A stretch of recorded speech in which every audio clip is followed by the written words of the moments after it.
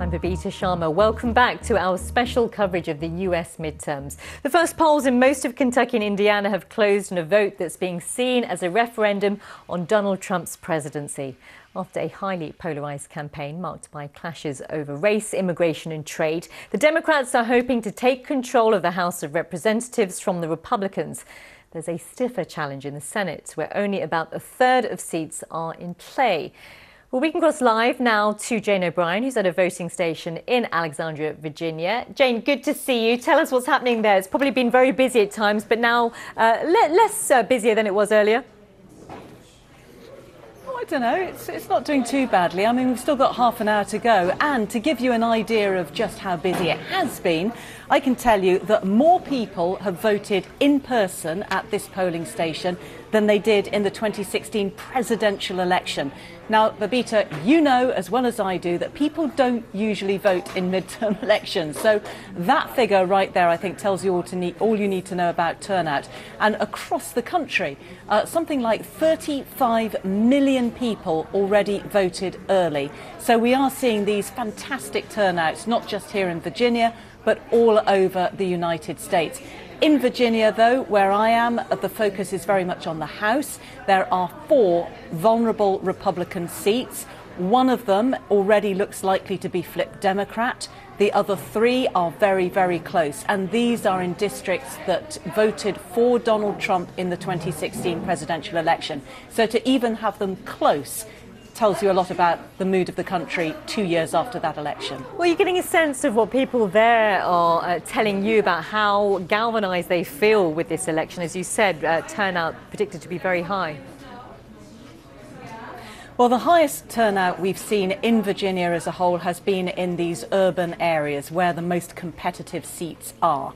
So you could say that that's just because they've got more people living in those areas, but I think it really also shows you how important people think this election is. And there are a wide range of issues. There are local issues, but there is also the economy, there is immigration, there is gun control, but the biggest factor of all is Donald Trump himself. People are motivated against him, people are motivated for him. Both bases are galvanised, and at this point, a slight shift in turnout is probably going to swing the day. Jane, as we're speaking to you, we're also getting pictures from Arlington, Virginia as well, of the voting taking place that we're just looking at now. A steady stream of people coming through as well. And as you're saying, you know, there's a lot of issues that we've seen in the campaigning, but a very divisive campaign as well, with many people heated exchanges, buoyed up as well by both parties, really at loggerheads. Is that a sense, when I know you've covered many elections, of how crippling it has become for Americans, this political debate? I think there's no doubt that this is dividing families, it's splitting up friends. People are very, very angry. The anger here has been palpable. And it's a question of how Americans are going to come together after this. We know that this has been a divisive period in history, but I think what concerns a lot of people is where's the middle ground anymore?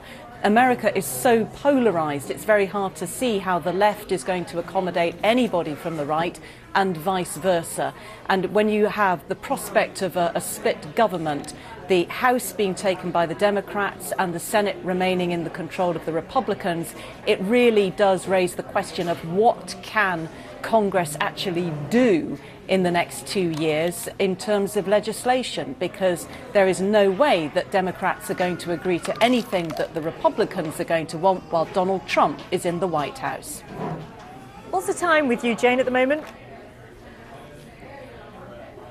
In terms of voting, I think we've got about 25 minutes to go, so It's about 25 to 7. Yeah, we're in for the long haul. Was that a trick question? No, we're just in for the long haul. We're a few hours behind you, of course, but we've got a long way to go. But for now, thank you so much, Jane O'Brien there in Alexandria, Virginia. More from Jane, of course, later as well.